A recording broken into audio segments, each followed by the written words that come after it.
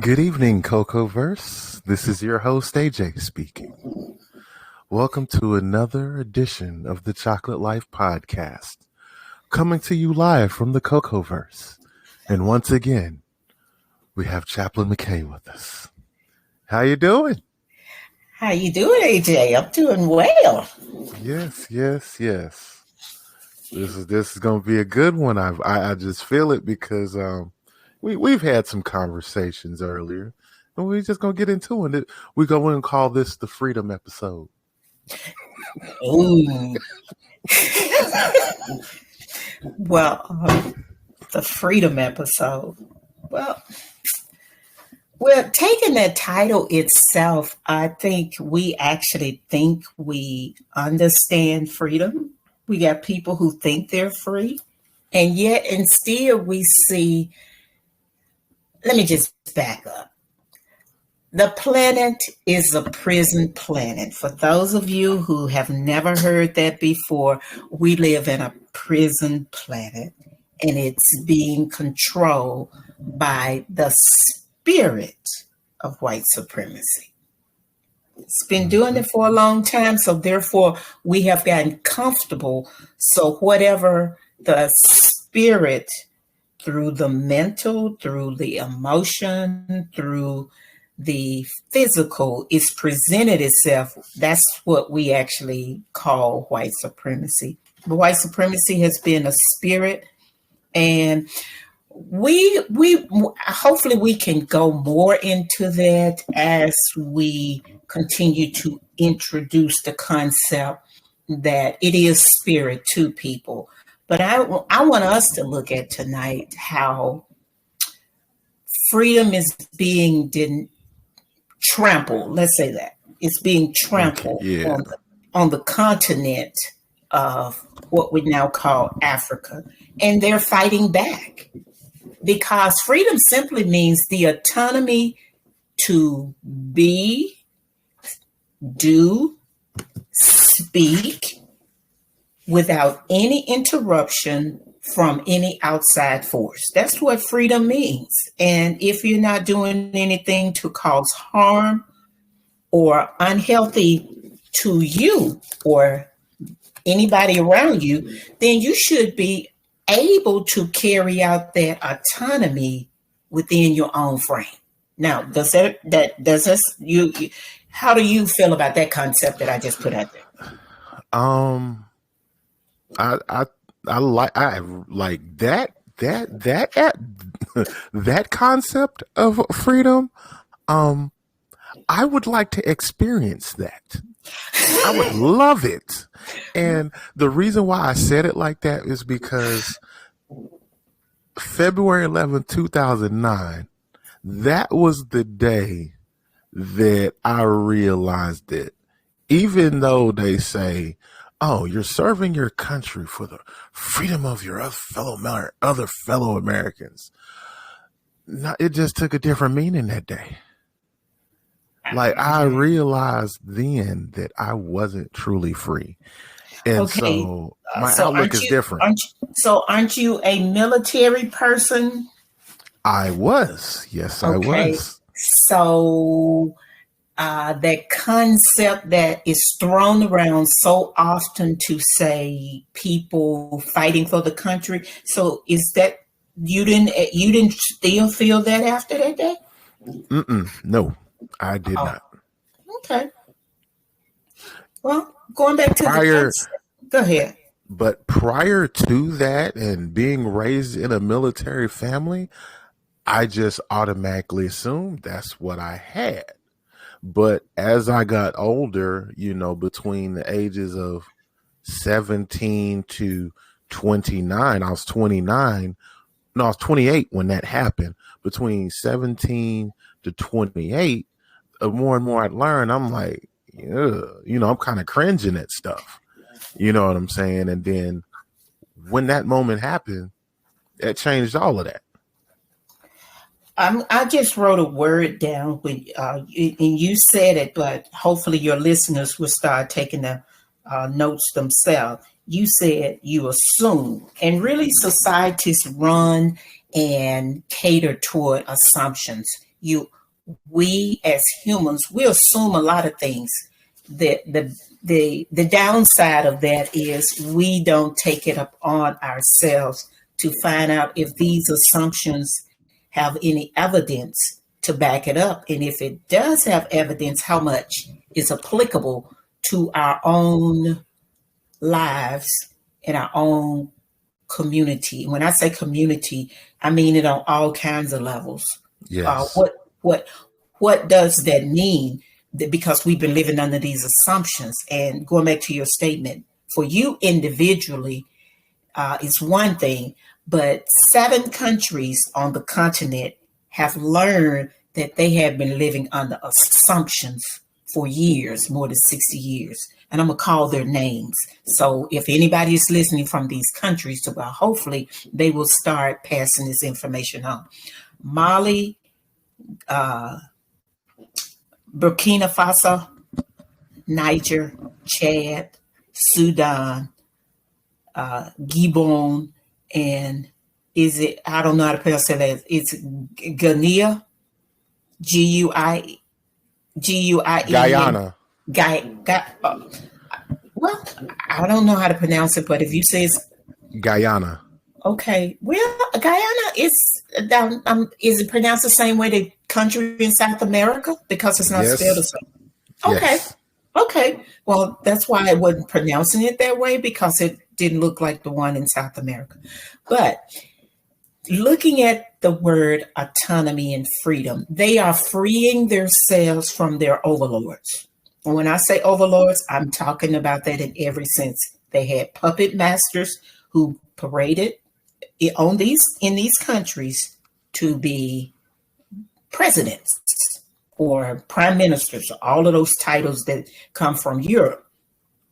Yet and still, France has been living a life of luxury by keeping all of these countries poor while their people have lights, have water, Mm-hmm. and then they had the audacity, Europe now, the whole continent, not just France, but the whole continent, when these people are having crises in their own countries, the continent of Europe decided, well, we don't want you here. So they're feasting off of the continent that we now call Africa, but yet at the same time, they were turning people back. They were putting people into camps. They were letting them know we're not going to help you. And I still think about the country that's fighting Russia, who is still thinking they're supposed to have some type of priority over the continent itself. The minister, the former, what was she? She was, I think it was the South African foreign minister talking at the G20 that happened in India a few days ago, and she was talking about the hypocrisy of Ukraine, thinking they supposed to the G20 was supposed to bring the conflict up that they're going through, and she had to remind the G20 very diplomatically that why would you talk about the Ukraine situation when you got countries who actually have overthrown their own government? So if they're not being invited, why would they invite people from Ukraine? So these countries are getting their voice. They're empowering themselves, and I'm really happy to see that. I'm happy to see that because we can learn. Hopefully, I have to always say hopefully because melanated people have learned how to not trust each other for more than 2 centuries. Melanated people who have come here from the continent in the last 60 years, although it was all of the people who worked together, mainly the ones who came through the institution of slavery, what they understood about freedom, they still tried to take it to everybody. That includes on the continent, that includes Southeast Asia, that even includes the people who now call themselves Israelis who came out of the Holocaust. It was because of Black people from this country that make that happen. And people don't know the history because they don't know their own history. And I know that. People do not know their own history, and they come from half of these places that we call countries on the continent of Africa or on the continent of Europe. They don't know their own history. It's even on the continent of Asia. They know just what they've been programmed to do, and everybody think they're supposed to just, shit on us. If I can, this is an adult conversation. They think they can. They think they supposed to because they have been told. I've asked too many people who are actually from the continent, and I'm just gonna stick to the melanin people, hopefully, for the most part. They have been told when they come over here, don't mess with those Black people. It's like, but you're Black, but they haven't been conditioned to be Black. They've been conditioned to be the other. Yeah. And matter of fact, one of my favorite comedians, Godfrey, he actually talked about he actually talked about this. What was that? Thursday or Friday, and he was having a conversation with this Dominican guy, and basically Dominican guy was basically talking bad about Black people, and Godfrey is like, "Hey, dude, you're darker than me." No. I'm Dominican, man. I'm Dominican. He's like, no, you can't salsa this off. You're Black. But I want us to also be able to stretch the imagination. And I have to keep saying that for myself when I even use the word Black. When I use the word Black, and I know it has the connotation that we're Black, we're talking about the melanin in our skin. I'm talking about the politics more so than anything, because there were no Black people in this country before the 60s. Right. Although we're still talking about melanin, that concept of being Black was something that the end, and I have to say the end because people get confused and they call John Lewis and all of these people civil rights leader. But for your audience, let me just let people know, John Lewis got booted out of the SNCC group, which was the teenagers and the young people of the Southern Christian Leadership Conference. He got booted out because he was a coward. And that's when Stokely Carmichael became the president. And he started the chant down in Greenwood, Mississippi. That's where the civil rights movement actually started chanting, what do you want? Black power. When do you want it? Now. That's where the concept comes from, Black power, meaning we want our own power. We want our own autonomy. We want our own freedom to do what we want to do according to how we understand our lives. We don't need no more big brothers. Our government has held us hostage. And I would have to say, people, that United States, we're really not free, but we have been so conditioned to fight. The poor whites have been conditioned to fight us, and we fight them. And we're not really. Now, Black people have more of a grasp on that in some ways than white people. But Black people have actually, in this country, and I'm talking politics now, they tend to run to the Democrats. And the Democrats, first of all, the Democrats are more insulting sometimes than the Republican. And if you can think you can be more insulting than Republican. Case in point, Joe Biden said on a radio show, I think Breakfast Club, I think it was. Yes, it was. Where he told this host, and he said it so boldly, I'm going, oh, that is such an insult. If you don't vote for me, then you're not Black. Now you have an old racist Southern strategy mentality of a person running for president, yet and still he has the audacity to try to tell Black people how Black they are in their politics. In other words, you are, you part of Democrat.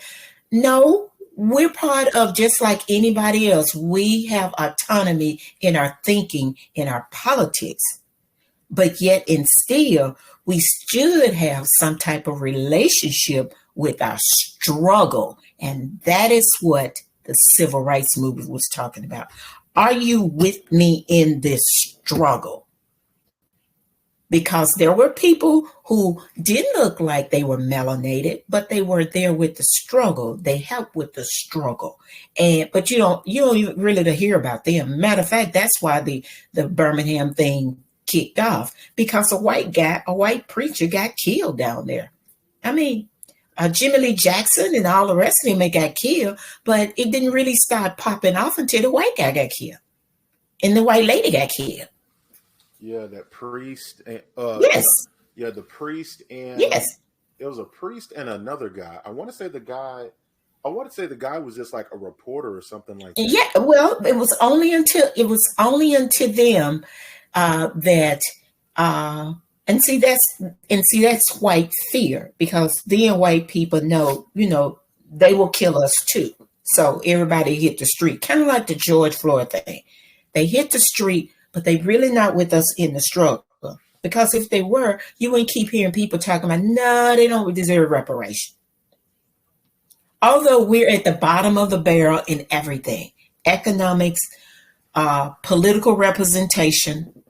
Like I said, we're not free. We don't even have our own voice in politics. And you got two states right now, Alabama and I think Louisiana.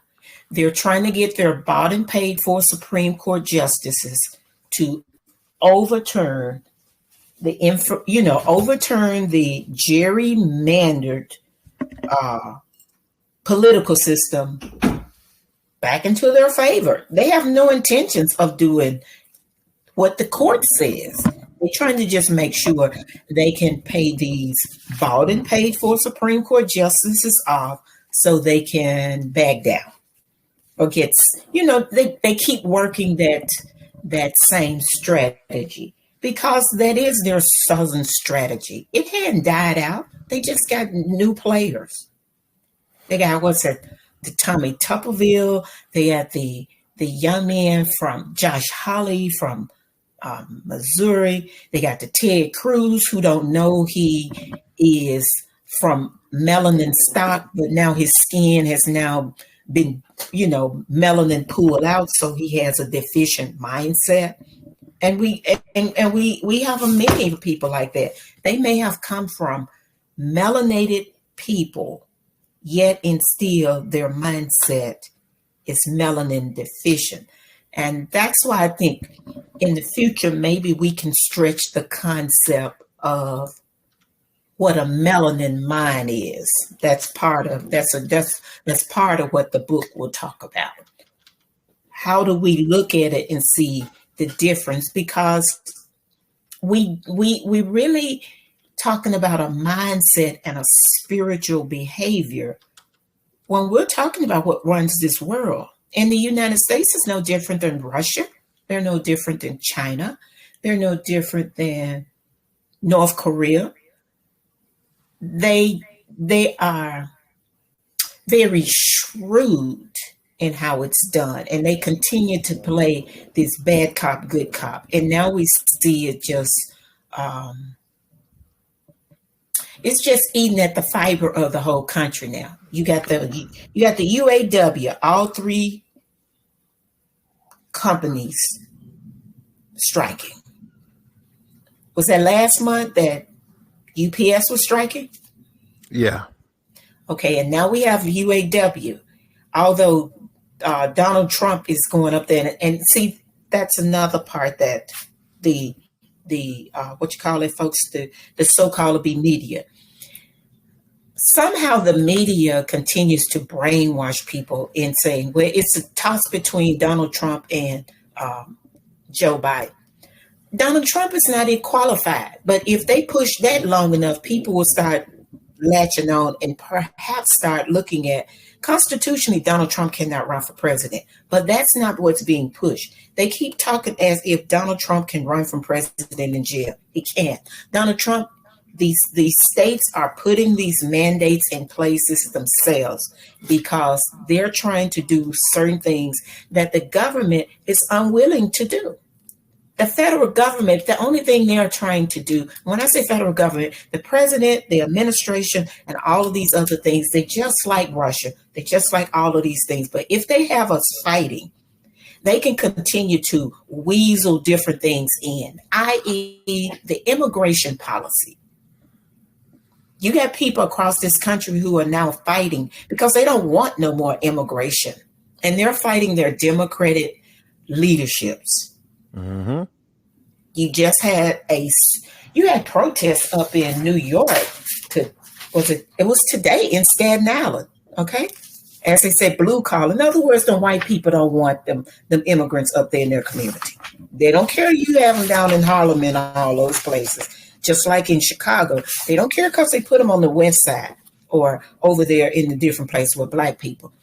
Or remember when the immigrants went to Martha's Vineyard and Martha's Vineyard put them on a plane and the buses and stuff and sent them on their way? Mm-hmm. Yep.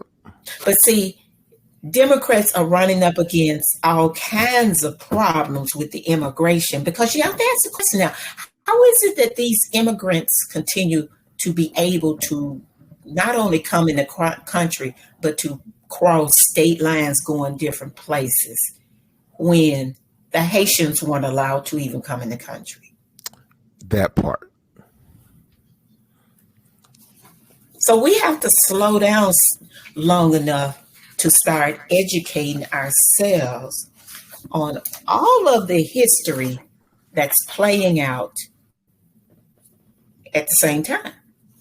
Like I said, you got 7 countries and the United States trying to paint them as some type of renegades. Well, even if they are renegades, they have decided they don't want their presidents. Right. And when you have that freedom, you should be able to take those people out without any outside interruption or interference from other bodies. But that is their freedom, that is their autonomy, and that's what they should do. However, it does not match what the United States want them to do, so they have a problem. They didn't have a problem when all of the people that they call Middle Eastern was doing it. Mm-hmm. Or North African who consider themselves more Arabs than melanated. They don't consider themselves melanated. They want to play that in between thing. You have a melanin mind or you have a melanin deficient mind. There is no in between. And if you are trying to divorce, and I would have to ask anybody, if in fact history is true on how civilization started, we all came from melanated people or people with a hue that you call brown, black, chocolate, all of those different hues. We came from those people. I don't care if people want to say you came from monkeys. Then you still have to ask the question, well, where did these non-melanated people come from? Because they came from the same people. Mm-hmm. But they went through a metamorphosis. They went through a disconnect. They went through a very harsh condition for over 50,000 years. So now they are disconnected from humanity. They're led by hate. And I have to keep saying that every week because hopefully we will learn to get people to understand humanity. Humanity who have been not in this 50,000 year crisis of the spirit, of the mind, of the body, of the emotions. That's foreign. So when they came out of the ice age, they still looked like us, but they were not us. And we still suffering from that because of that very reason. We have assumed, going back to your word, we have assumed we are the same because we looked human. Right. We have not known the mentality of the other beings that we start cohabitating with all over again. And their whole goal was to become dominant on the earth. So we start seeing that over centuries. And we don't have enough time to go through that whole concept of that. But it was, I mean, they were built out of terrorism, isolation, hatred, disconnection. And when they came out, their main goal was to have dominance. They did not care. Dominance, and they set themselves up to be rulers, okay? You know, kings, emperors, Mm-hmm. all of those different things. None of that came from the continent, and we have to keep reminding everybody of that. The continent never tried to force their concept of Mayat on anybody. Mayat is a principle for you to do your own self reflection, for your group to do its own self reflection. But as you see, once it left the continent, people are not practicing any ethical principles as a group. Mm-hmm. And even on the continent, some of that moved away because people started moving into the behavior of the mentality that I'm more than you. So you got an attitude. You got an attitude that is not conducive for community. Because now you're talking about people who are now commingling with the people who came out the caves. They still look the same, but their mindsets are not the same. Once we pass the age of the pharaohs and start looking at other civilizations, we see complete breakdowns of all kinds of community structure.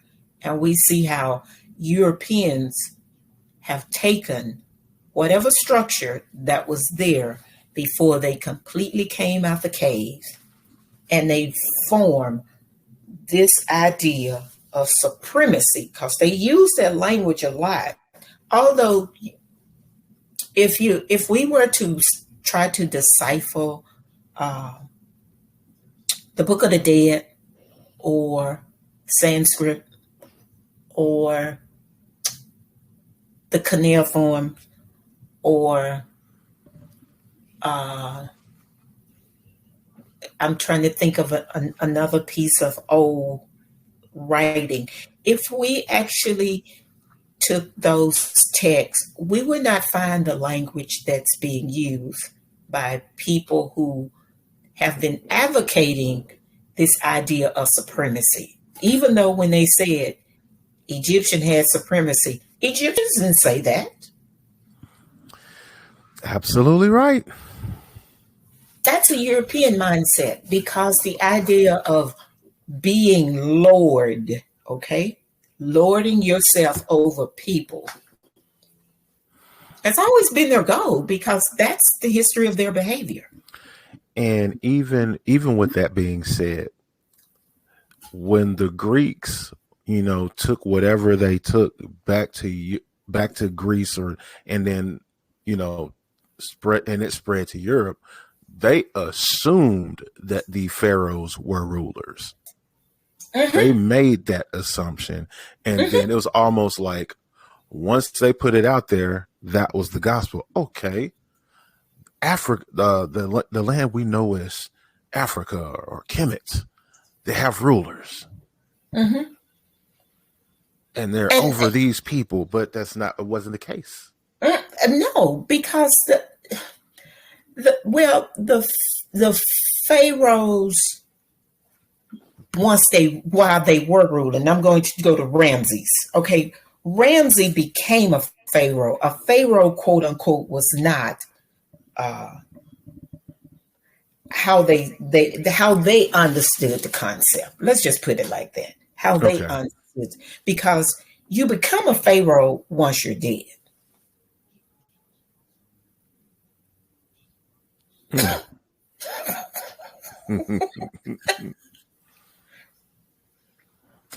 Ramsey was Ramsey. It's the equivalent of ruler emeritus or Yeah. royal emeritus. Well, however, and I'm just saying, I'm giving. Hopefully, people will gravitate toward the book that I'm writing. Hopefully, I'll finish it sometime next year. But it's a book to teach us all how to take a journey and find our own history, find our own narrative, find a way to understand this idea we call life, our purpose, and why are we here. To me, that's the beauty of understanding uh, Kemetic people, or the people we call Egyptians. They didn't call themselves Egyptians, or the people we call Nubians or Cushites. They call themselves that, although they've been buried underneath all of this uh, Arabic idea and concept of destroying us. And when I say us, the Arabics, although some of them still look kind of like us, I don't even know what Arabic means. You look in some dictionaries, it says a language or a people, but at the same time, a language or a people doesn't really tell you anything. Still, Mm-hmm. it was a part of this language. It starts out saying a language or Semitic, okay? Semitic. And you hear people throw that word around. Semitic, and they only talk about the people who came out of Europe who say they're Jews. However, Semitic were all those people from that area, if you want to call them uh, the Canaanites, they were Semitic people. The Elamites, they were Semitic people. The uh, I'm trying to think of another group. The Sumerians. I mean, all of these people. Akkad, which Akkadian, the guy Mm-hmm. Sargon became. These are all Semitic people, but somehow it has been pigeonholed that only time if you're saying you anti-Semitic, well, I mean, some of these folks who call themselves Arabic, they're Semitic people also, because it was a language. So Mm-hmm. it's how all of these things have changed to fit whatever the ruling elites, because they set themselves up to be this, and they set themselves based on these old cultures like the Hittites, the Sumerians, the I will have to go back to Akkad, which Akkadians. He was one of the harsh rulers, and then you got a whole line of harsh rulers. I mean, people who just did terrorism on their people. But nobody really ever talks about the wonders and the the peacemaking that people were doing on the continent while these people still are killing each other. So we have to find that the history ourselves. I Yeah. only have enough snippets, and now I'm actually doing more research. And one thing I found out that once upon a time, the whole thing we call U-Asia, it was U-Asia Africa. So they combined, whoever wrote this back during Herodotus' time, they combined all three of these lands with the idea of these people. So that's way back. But that's Yeah. way back when people had autonomy to do themselves. Uh, and I'll still go back to the continent. The continent had what you call pharaohs or rulers. I don't, and I may have part of that wrong. They had leadership, yet and still they didn't force their rulership on the rest of the region like the Alexanders, the Cyrus, the Z- Ottoman, the Romans. Xerxes. Well, Xerxes, and I mean, yeah, Xerxes was part of the Cyrus uh, uh, people, but they didn't force the rule. Although Egypt before Persia conquered what they conquered and overthrew the government of Egypt. Egypt occupied all of the area that they call the Middle East, but you don't ever really hear that anybody talk about that. Yes. Yes. So And you got a to see lot of the autonomy was allowed over your area.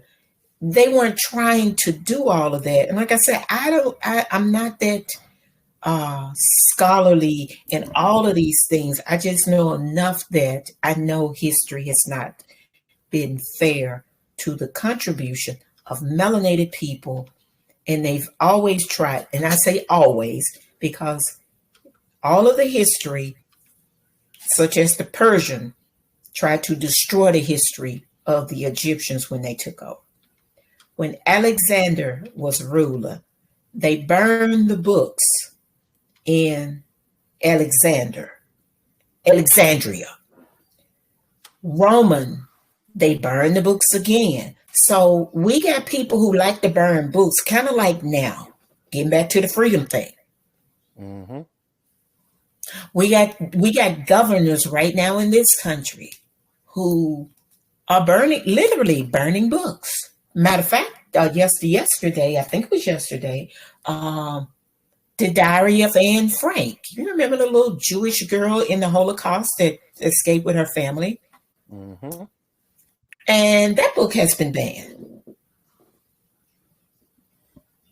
So you got a lot. You have the same behavior, and in other words, how do we corral and keep people caged, if not physically caged? Because putting people in chains, and I heard a professor say this, putting people in chains was the equivalent of what you do to an elephant.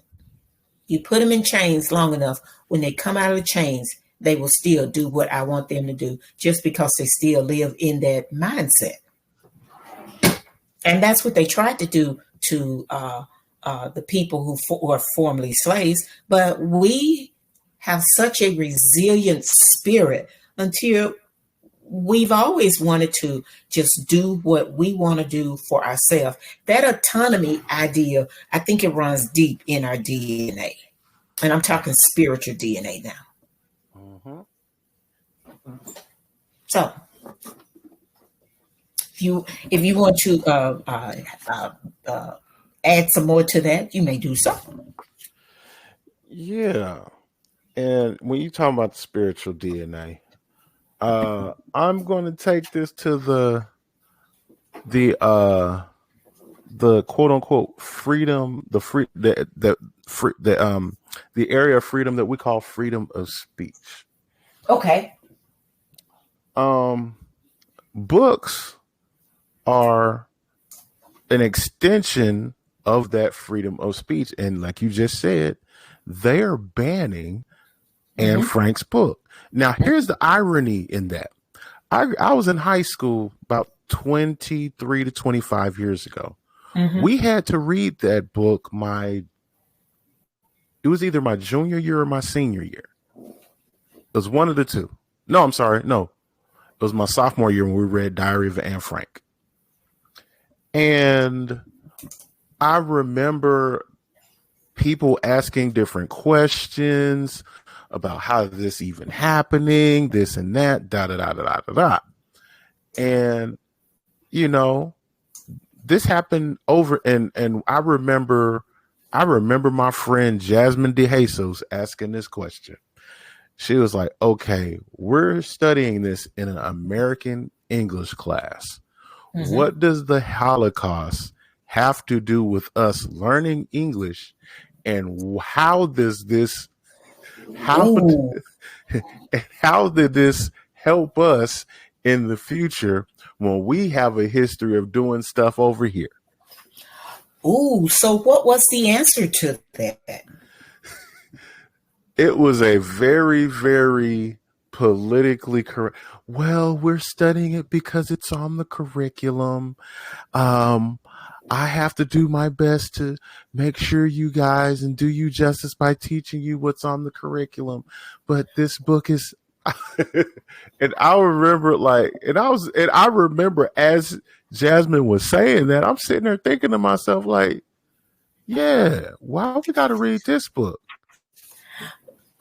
Well, I hope you. Now, I could tell you, but I am not because I think sometimes we have to do a little bit more research. But there is a legitimate reason other than just being on the curriculum because Anne Frank and everything that was going on in Germany has a connection to this country. That's as much as I will give you. And the United States, like they are, like France, is trying was trying to control those countries, and now they were awakening. They have awakened, and now they're saying no more. The United States was doing that during World War I and World War II. They were playing both sides of the fence. Yeah. So you have a number of different things going on. You also have double agents going on. The United States have been a very corrupt place that they have done good propaganda to say this is what land of the free. Free How is this the land. land of the free? And then you have to say land of the free for who? Right.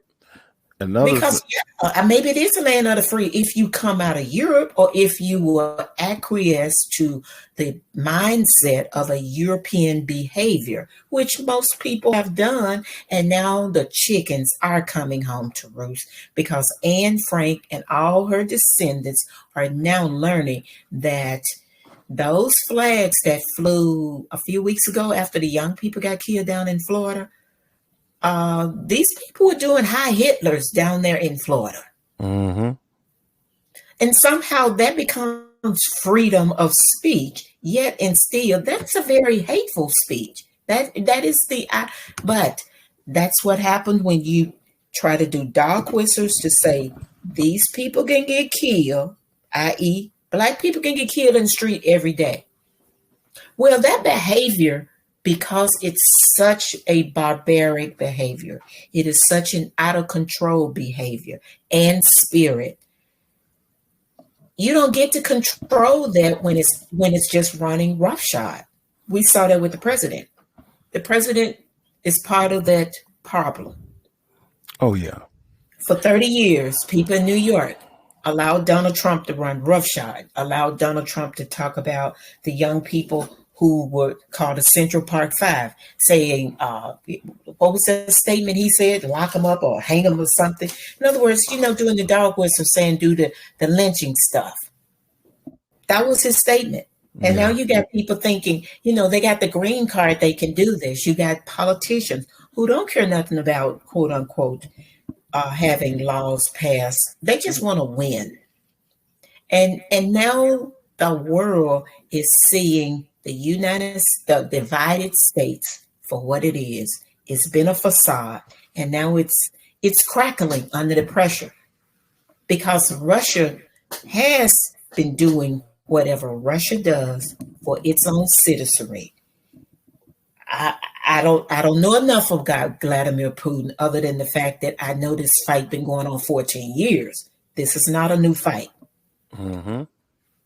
I do know enough that what his name Zelensky. Mm-hmm. Zelensky just wanted to be from under the control of Russia, and he thought he was going to be able to be crooked because Ukraine been crooked for 14 years. They've been playing this game where they get money from NATO and the Western powers, and they can do what they want to do because they were doing like the people on the continent. They were getting fed all of this money. They were getting fed all of this ammunition. They was getting all these benefits, and they were still holding their people hostage. Well, Russia said, "You're not going to come up in my door to do that, though." Because the United States has always used other places as proxy wars. And that's what they've been using Ukraine. And now the people on the continent are saying, we gonna rule our own stuff. You don't get to tell us what to do no more. You don't get to bring the what's the agenda? The homosexual agenda. You don't get to push that and try to blackmail us in accepting it. Because it's sad because homosexuals don't understand that they're being used too. Some of them may, but they're not willing to voice any concern. My experience that doesn't have to do with getting more benefits for the homosexual community. When in essence they need to be talking just like we are. Right. We're talking about justice. We're not just talking about one thing. We're talking about justice for a whole community that have been neglected. When you are homosexual and you just talk about LGBT, you're just talking about one group of people. When you are Jewish and you're talking about stuff for Jewish, you're talking about one group of people. But guess what? When white supremacy gets ready to kill all of us, it does not care. No respect or person. It never has and it never will. It just have allowed the fighting to go on so long. It has used people to, not people, but use governments to be proxies. I look at the continent, those 7 countries, I look at them the same way I look at these mayors, these black mayors in the cities. They've been used for the power structure. But the only difference is now the young people over on the continent, they have their own military. They're going to take control of their economic power, and they're going to stop giving away their mineral rights. Now, that's going to be an awesome scene when not just 7 countries, okay, it's going to be beautiful, when the rest of the 40 something get on board and start doing the same thing. Absolutely. Because then they can start working more with each other instead of trying to work with China. Because China is that's a mindset that you still got these people who are still controlling their population. Russia still controlling their population. Their people can't do what they want to do because they don't have their own voice. They're not free to speak. Neither is China's. And now we got a situation, India, the closest thing to Africa as far as saying, trying to be respectful. But we got somebody up in Canada who was just killed. And supposedly it may be the Indian people. But people forgot that even during the time that Martin Luther King was talking about Gandhi was a racist. Yes. And here's the killing part about the whole Gandhi thing. And I think it was mainly Martin Luther King's love and respect for Gandhi. Everybody saw him as this peaceful person, but I can't remember what class it was.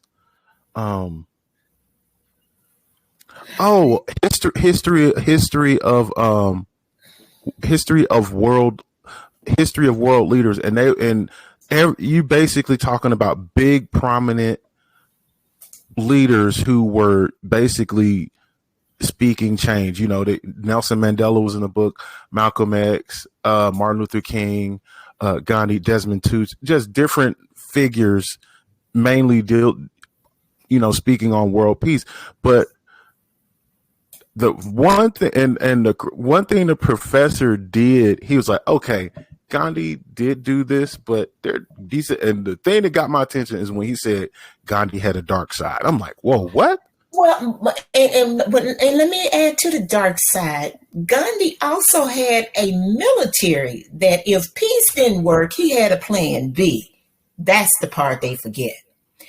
When talking about King was well aware. That's why I said I'm happy, we have guns now, okay?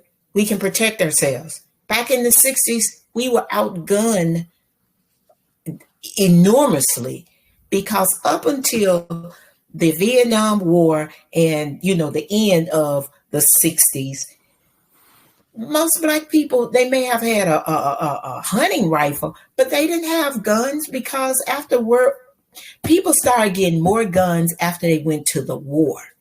And then they made it so everybody can get guns after the 50s and the 60s. But Black people still didn't have that kind of as you say, a lion's share of weapons to protect themselves because they were just coming out of Jim Crow. Jim Crow didn't allow that. That's the reason why in Tulsa and in all of these other places, the black men who came out of the military were the ones who were fighting all of the riffraff that when they got Mm-hmm. ready to kill the black people, they went to the sheriff office and they gave them guns. It wasn't that white people had money to buy some. They were poor too, but they can go get guns from the sheriff department and go kill black people. Yep. So those are the things that we miss in history that as I say, those are the little elements of history that are never brought out. It wasn't that we were just sitting there like sitting ducks. We were sitting ducks because we had no protection. And now everybody has protection if they want protection. Or in my case, you'll have to hire somebody if you don't know how to shoot a gun, or if you don't actually, you can't buy into that concept. But it's enough people know how to shoot guns. I'll say that. And they're not afraid to let people know, you roll up on me, then you're going to catch the smoke. Because now the government is not so much about who is a licensed carry. You got states who are just allowing people to have guns, and you don't have to have any type of permit Right. because they keep moving the bar every time. Permitless open Yes. carry. Well, they move the bar every time they think they're about to lose the power structure. That's why I say this is a spirit that's like a chameleon. It continues to uh, move and adjust every time society adjusts. And what we have not adjusted to is focusing on the collective of us staying alive.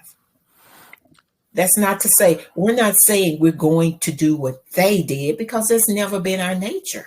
Right.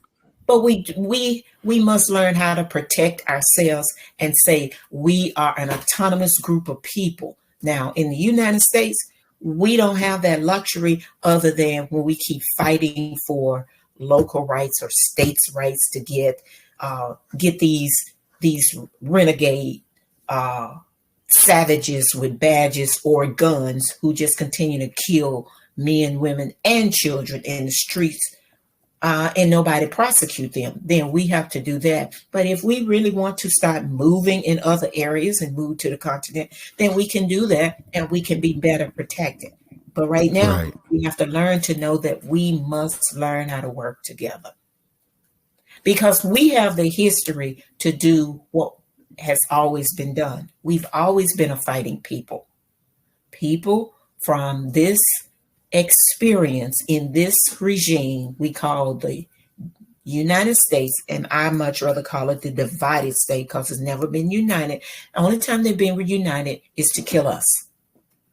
That's pretty much it. To kill us, to deprive us of economic rights. This government has always been on board to do that. Other than that, it's divisive and divided, and it continues to perpetuate that cycle. But that cycle is gradually being depleted because the world has changed. They created this virus they call COVID, and it's actually doing damage. And not only that, COVID made things possible for a lot of what are these things, these towers, 5G towers. And I actually learned that in 2018. No, national TVs don't talk about that. They're finding more ways to spy on us.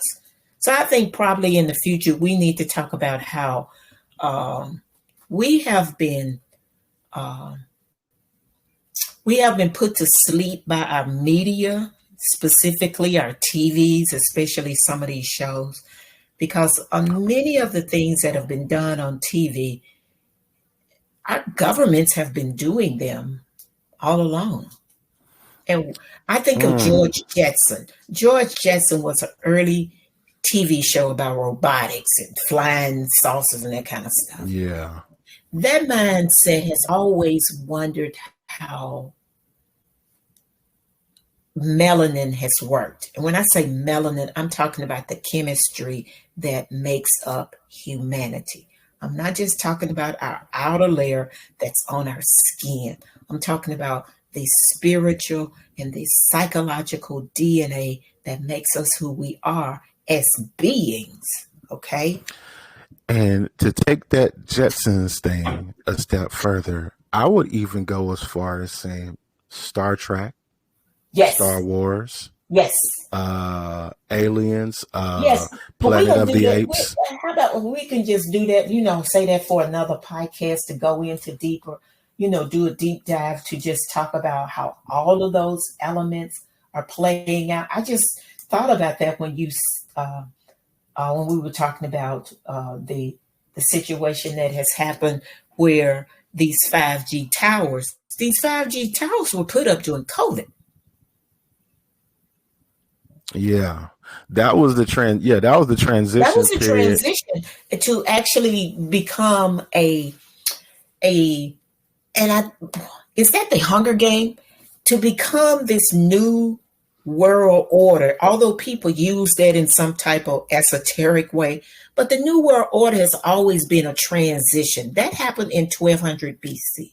Hmm. Okay? It happened in the Roman days. It happened again in the 1600s. So we're transitioning and we continue to transition, but we got to know that these new world orders, they have always been.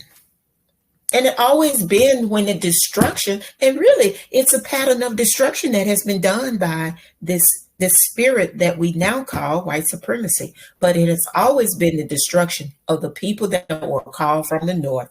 And then people that was called people from the north are the people we now call white. That's the easiest way for me to put it.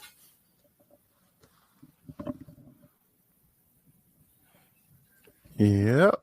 That's how And long this behavior has been playing itself out, and it keep morphing into different uh, avenues. And religion, we got to have something on religion too, because religion has played a very disservice to humanity. Religion yes, has it, always been used to hold people hostage, and and it's been used by the elites.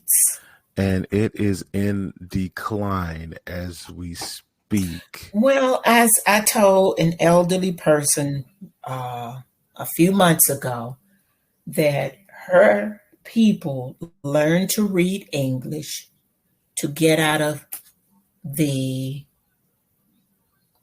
the uh, subjugation that they were in, because this elderly person was challenging me that they didn't learn anything from white people. I said, but white people taught the people who taught you.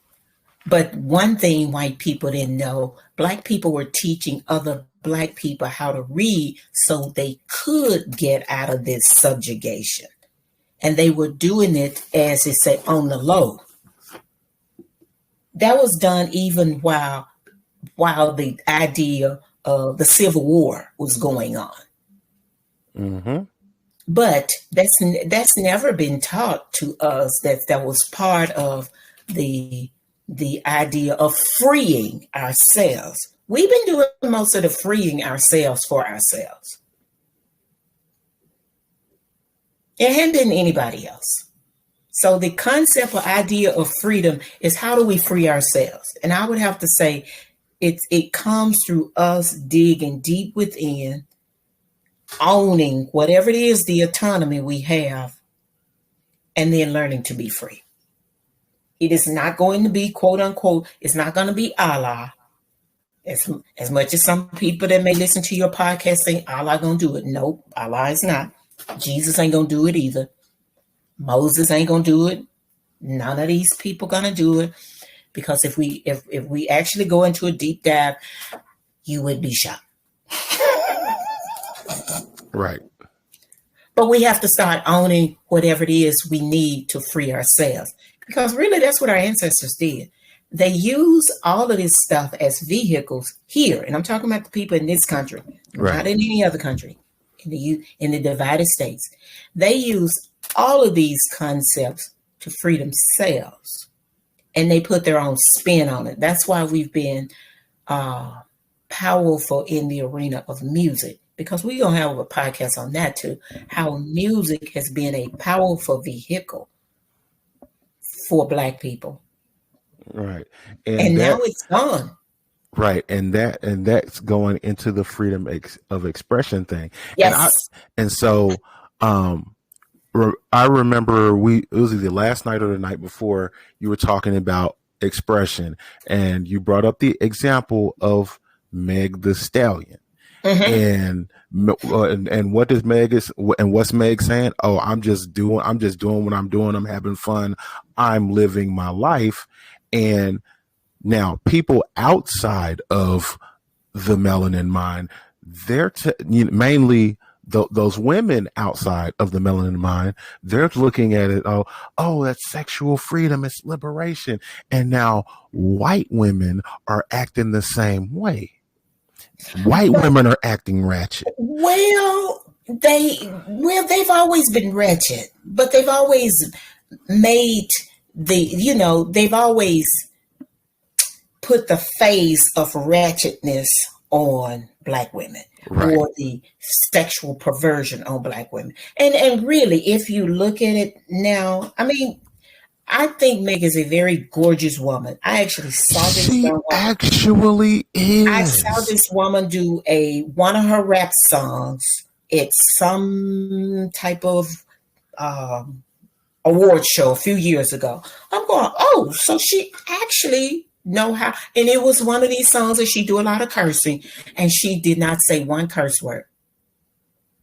She did the clean. Everybody knew where those words went, but she did not. So I'm going, oh, so she does have the capacity to do this. She's just not. So I'm looking at how people allow themselves. That's why I said we have the autonomy. We have the freedom to do certain things ourselves. And we have to make up in our minds, are we going to sell our soul for certain things or not? Now, I'm not talking about Meg at this. I'm simply saying as a community, because I'm going to come back to Meg. And I didn't like the way the Fox News people use Meg's name instead of talking about the Congress. That politician. Instead of them talking about the politician who was groping her boyfriend and being groped in a movie theater that was supposed to have been family friendly and blowing vaping smoke in front of a pregnant lady, they tried to take a dig at Meg the Stallion. I'm going, okay, this is a 27-year-old woman who is an artist.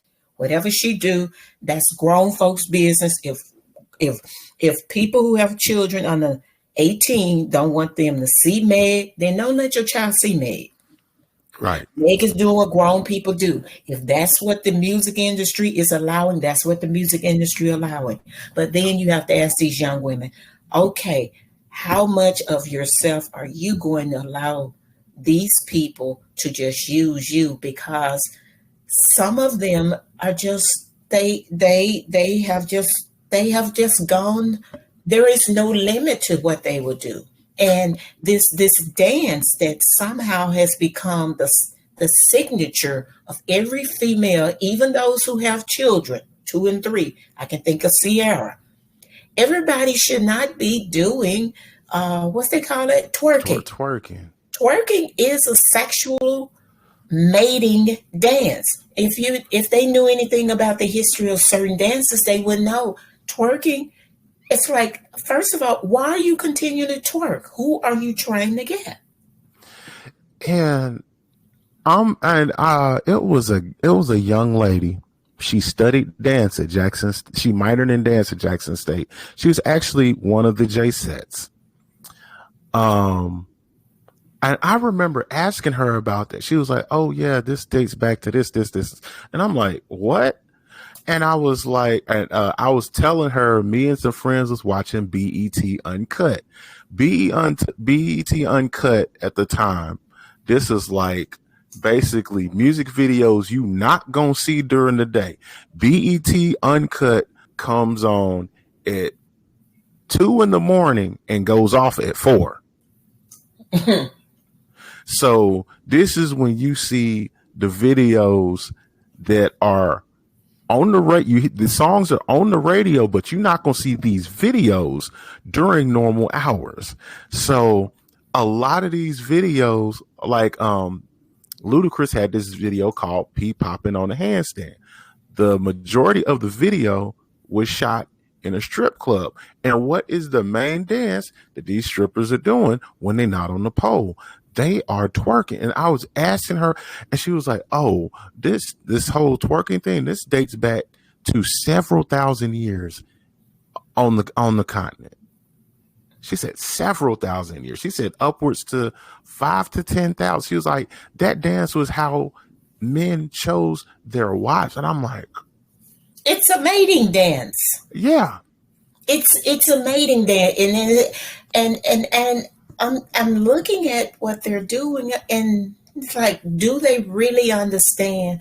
And if you quote unquote, if you're trying to mate, then go right ahead. However, if you are doing this and you continue to do that, and you are opening all of your orifices up to all of these spirits, because you are allowing your orifices to be entertained, you're entertaining.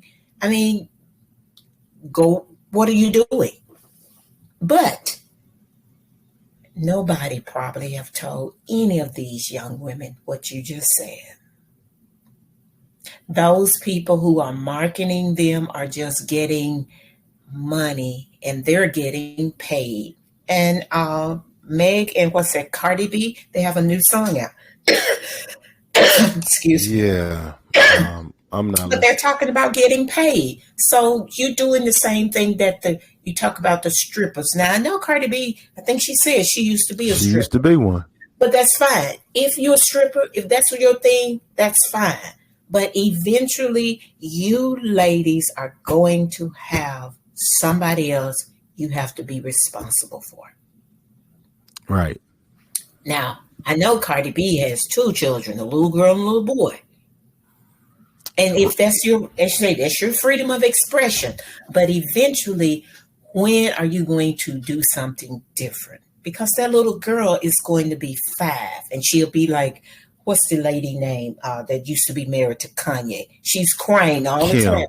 Because she's crying because she did a sex video, and now her little boy is now throwing the middle finger up at people, the paparazzi. Well, they've seen everything.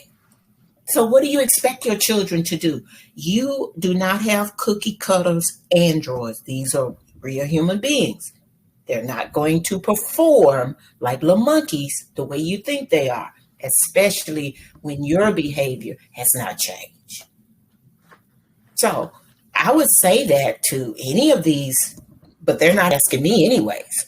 But I didn't appreciate that Fox News wanted to go, instead of them going after their own politician, because this was a Republican woman, they insulted Meg Thee Stallion by comparing this woman with her.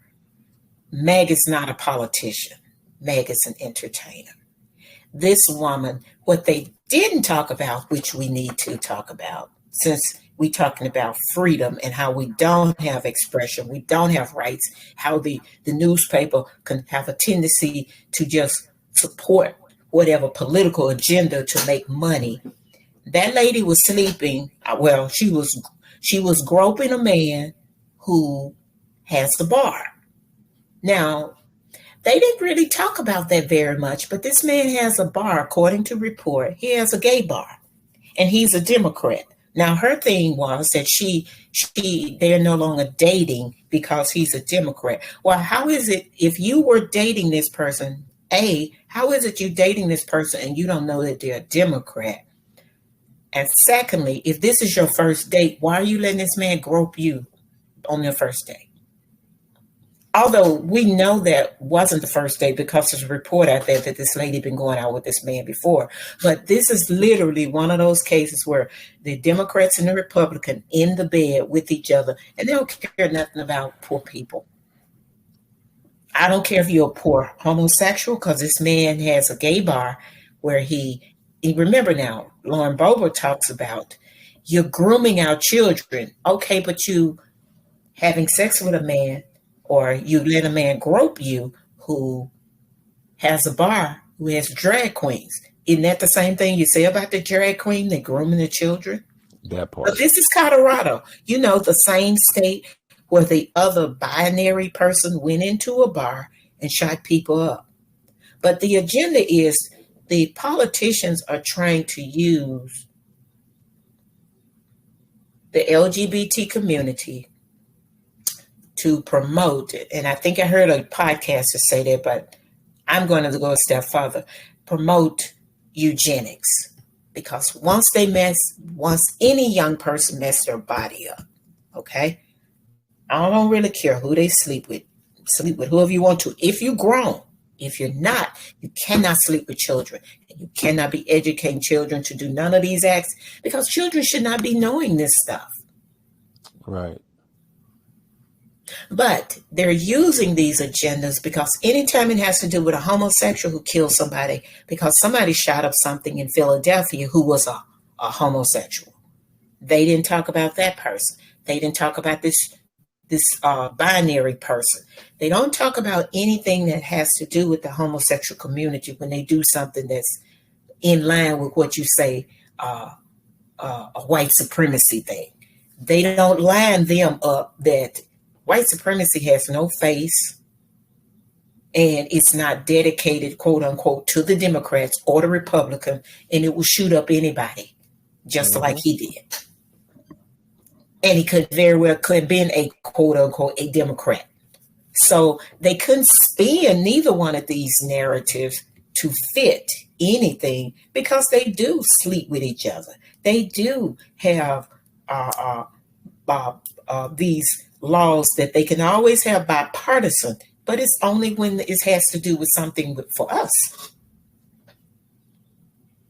They can't seem to find bipartisan then.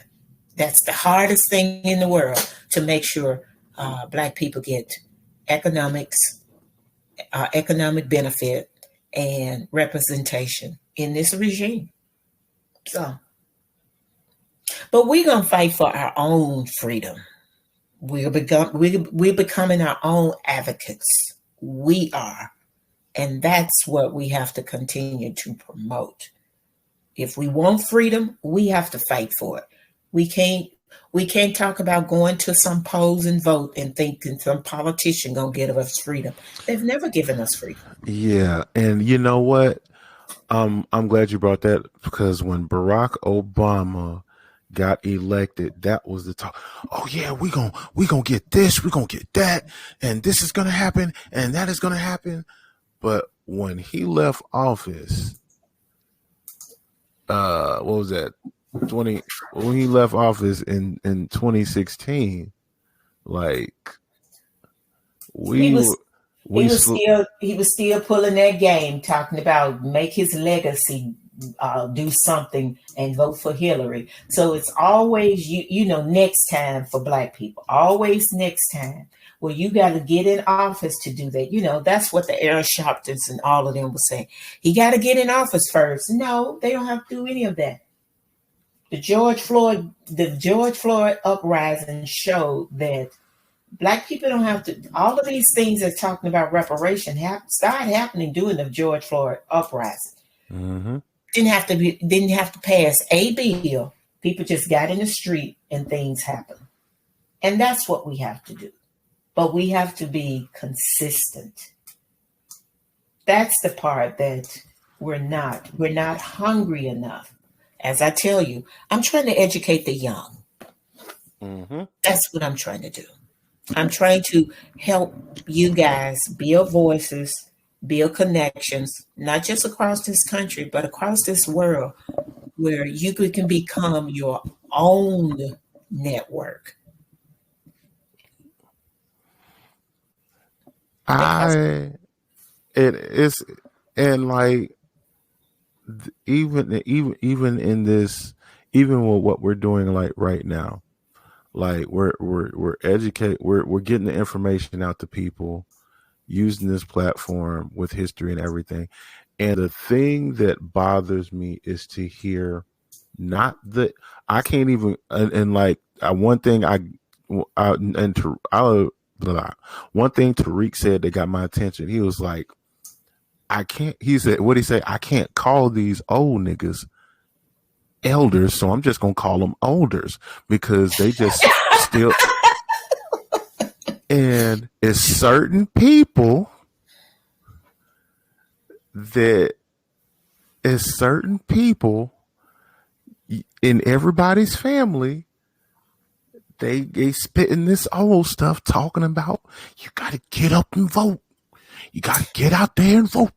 well, Those are elders. Those are not elders. well, the elders, that's what they've become conditioned to think is advocacy. That has never been advocacy. Advocacy, I don't hear none of these elders being a Fannie Lou Hammer. Now, Mm. that was advocacy. When they actually voted, that was the end of the advocacy. They had already done the footwork. She had already gotten beat. She had already got put in jail. She had already got put off the farm. She and her family. So that's the end of advocacy. Everybody think, quote unquote, voting.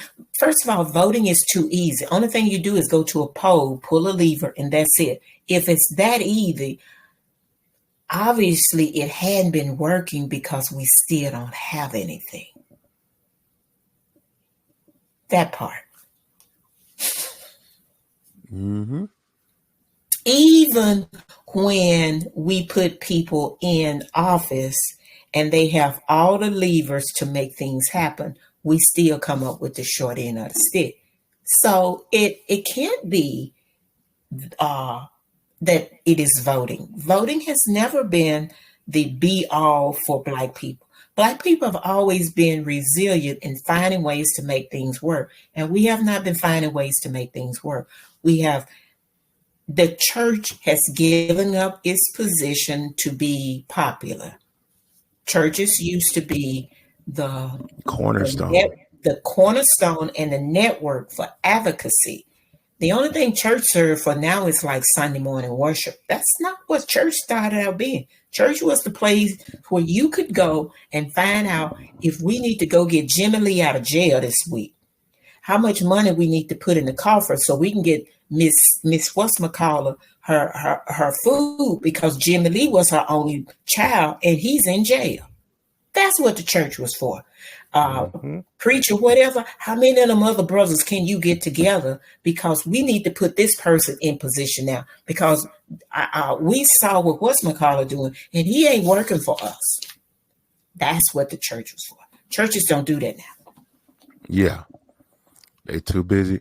And Well, first of all, they too busy, quote unquote, quoting this thing about getting saved, and that is not what churches were set up for. I will continue to say that churches were not set up, and I mean churches. The churches in the United States started with, quote unquote, these white people, and white people churches were not set up to save people. They were set up because that way they can make money and they can have community economics. That's what churches were set up for, because they didn't have enough when they came out of Europe.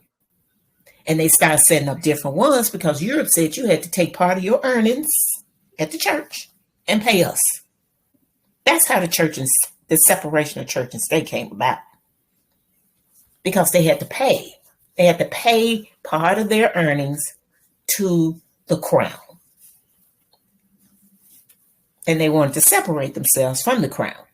So then we got the idea in the concept. It's not a part of the Constitution, although people say it like it is. That's something Thomas Jefferson said, but that's never been a part of the Constitution. They just understood that they didn't want that because these people were not, as they say, we're talking about a group of people who were barely coming out of the era of being illiterate. They were just now learning to read. You're talking about people who had no history of literacy. Everything these people learned was from the elites. Common people were not reading. Right. That's the part. That's the part the white historians don't tell you. The only person in the church with a Bible was the preacher. Yes.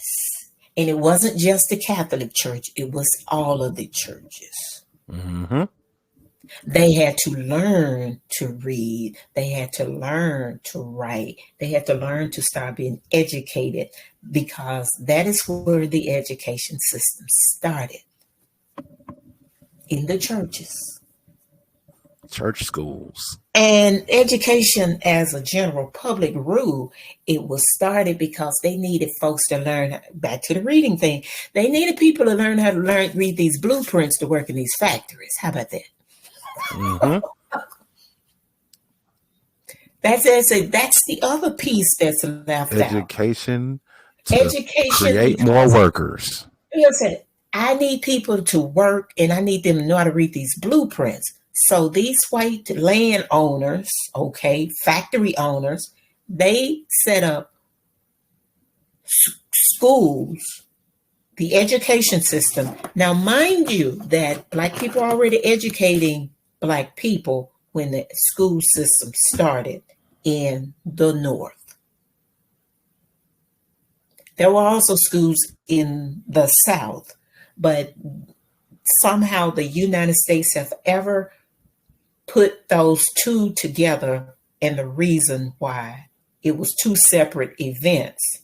And secondly, white people were not sending their children to school because it wasn't necessary.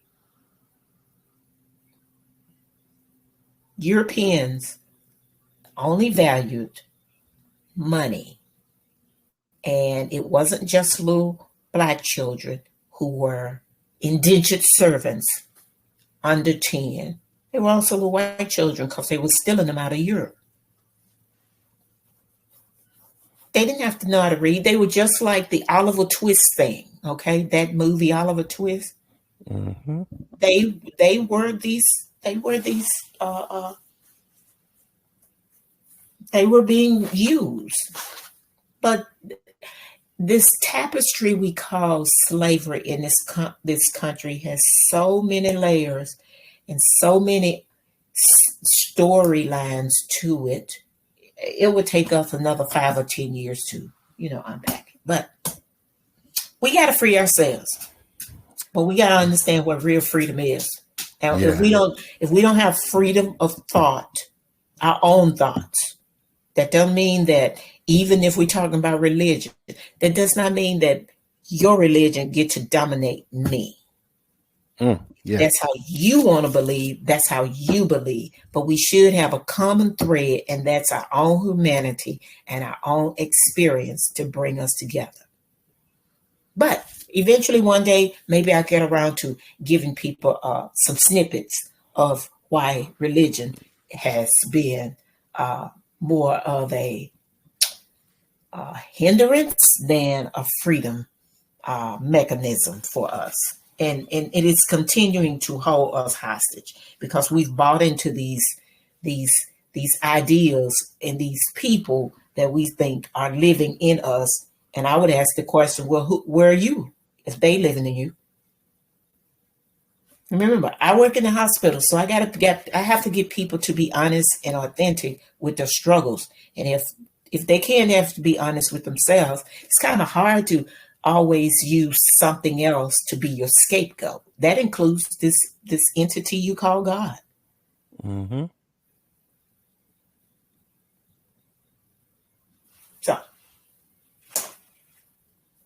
yep. And that freedom of thought is huge, because right now a lot of people are so trapped by literally what you've been taught in school, what you've been forced to believe, Mm-hmm. due to what you were taught in school and what you've been taught at church. And then when things don't line up, you are confused. And then when you ask questions because you're confused, you're met with a lot of resistance. because because you're forced to struggle with, maybe you don't believe, or maybe you want to change your mind about believing. Why you don't have the freedom to do that? That's what I say. Freedom has to come from within. Even before we go out in the public sphere, if we have not freed ourselves, it doesn't make any difference because we get, all the freedom to movement, to say what we want. You don't even know how to be. And the first thing we have to be is authentic Mm-hmm. and be honest. And if we're not honest with self, we can't be honest with anything else. So freedom comes with us freeing ourselves to to say some of the things that we thought we knew or assumed we knew. We don't want to believe that no more. That doesn't mean you can't go back and believe it again. That's the level of freedom that I wish more of us can embrace. Yeah. Say if you give it up for a year, whatever it is, give it up and try something different, and try to see if what you're doing different is more freeing than what you have been conditioned to. That's freedom. Like I'm at a point right now where I am worshiping God and I'm not even stuck on the whole quote unquote Jesus thing. And I'm still at a regular church. My hunch is, are you at peace though? Oh, I am. But see, that's the part that people, I don't think they understand the difference between that. If you still have peace within and you're not following a concept that you call one thing or another, then you still got your peace. A peace of mind is better than anything. That part. But even as little kids, they have this thing called children's church where they're bombarding you with all the stories, Noah and Moses and Joseph and his coat of many colors, and the story of David and the Cain and Abel story and Abraham. And then that little Jesus boy story that starts on defense. They start telling the story on December 1st, soon as Thanksgiving break is over. Well, maybe we'll do that at Christmas time so people can actually see why is it they're still holding on to those stories. Maybe somehow we'll be interested to see, why are they hanging on to the stories? Where did they come from? Are they even real? And if they're not real, then what are you going to put in the place of that idea and that concept that you've been gravitating toward? That yes. Because Yes, yes. like I said, I work in a hospital, so I'm always trying to get people to be their authentic self. I'm not trying to get people saved because that's not what my job is. I've been doing this 20 plus years. So therefore, I'm comfortable just letting people be because I'm being. And I don't have to gravitate toward any of that. Like I said, I'm a licensed preacher. But at this point, I have changed the whole message around. So people will be surprised. I am trying to teach people how to be free. I'm not trying to teach people to quote unquote get a salvation, because that's never been part of my agenda. My agenda has been, how do you get free? And how do you get free has to do with you working within that concept you call the authentic self. So those are principles that comes from within. And if you can't be in an authentic self, meaning you are dealing with the core of you. Mm-hmm. And if you can't be honest, honest is one of the highest level of spirituality. If you can't be honest, that means you live in a lie. A lie is what? Deception. Yep. A lie probably is hiding something else, probably fear, shame, all of those other things. But those are levels that I take the idea, the concept, and the thought of spirituality to a new level of understanding. And yes, I can use the Bible to help anybody know or learn what they want. But I prefer that we learn to understand what our ancestors brought to us and left us. And now we've given it up because we don't talk about our ancestors, even if we know only a few of them. We do more talking about some entity that somebody else told us about instead of our own people. And if we can get back to actually learning to appreciate what they did, how minor it might be to some people, or how great. I use uh, one of my ancestors' story that they are my savior. I say that, but I don't tell the family that because at this point we have to be on a wavelength where we can have that conversation. Because he, in essence, he saved his family. And he would have died for his family. So why wouldn't that example be of a savior? He actually did that. Mm-hmm.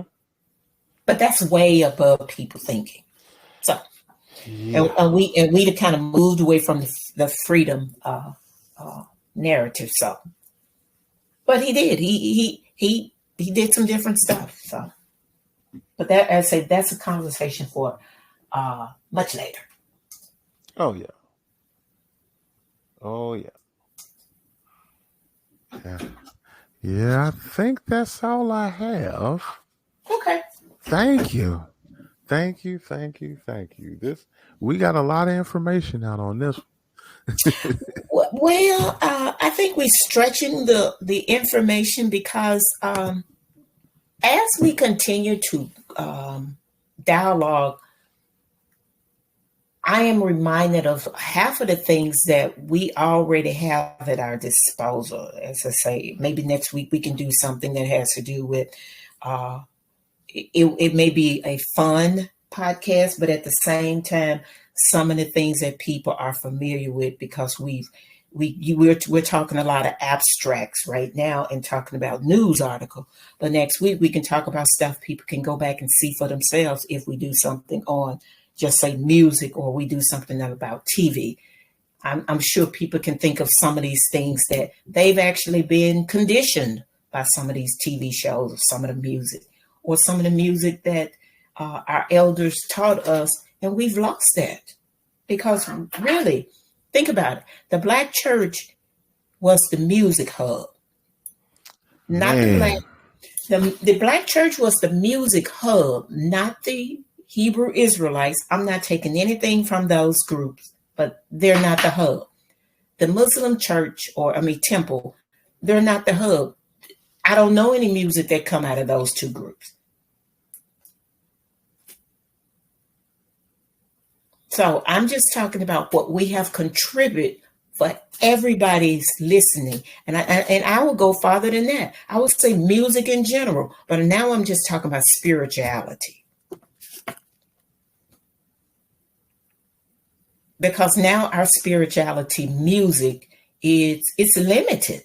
When we used to have people who had choirs in practically every state, mm-hmm. if not groups, and now we really have nothing. Young people too busy. As I mean, we just talked about not just Meg, but all of the young people. They're busy just trying to make sure they make the money. And that's fine. That's their craft. But we don't have anything else. They still have Kirk Franklin. But as far as anybody else other than Kirk Franklin, there are very few people. They used to have a quote unquote gospel fest, gospel concert. Gospel All of the explosion. gospel explode. You had all of those. We have nothing now. So we that's something we can just kind of mull over and see if that's something we can stretch and give people some ideas to consider. Yeah. Yeah.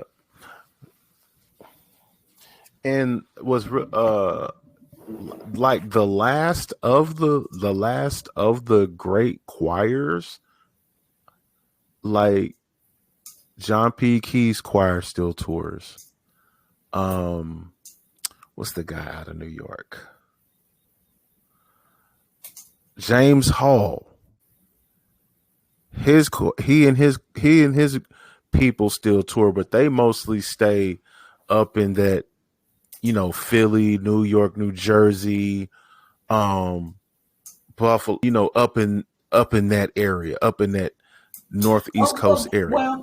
we can do this after we get offline, and we can actually prepare it. How about we just prepare for next time so we can either that or the movie thing, and we can just talk about how this has shaped and what it where it has gone now. Okay. So Okay. we can look at that, Father, because it has been a shift. Absolutely. Yeah. Well, all right, chocolate people. Uh, until next time, like, share, and subscribe. Soon we will be. Soon we will have our Zelle and uh, PayPal and Cash App set up. But until, just please like, share, and subscribe. And till next time, uh, be blessed. Peace. Peace.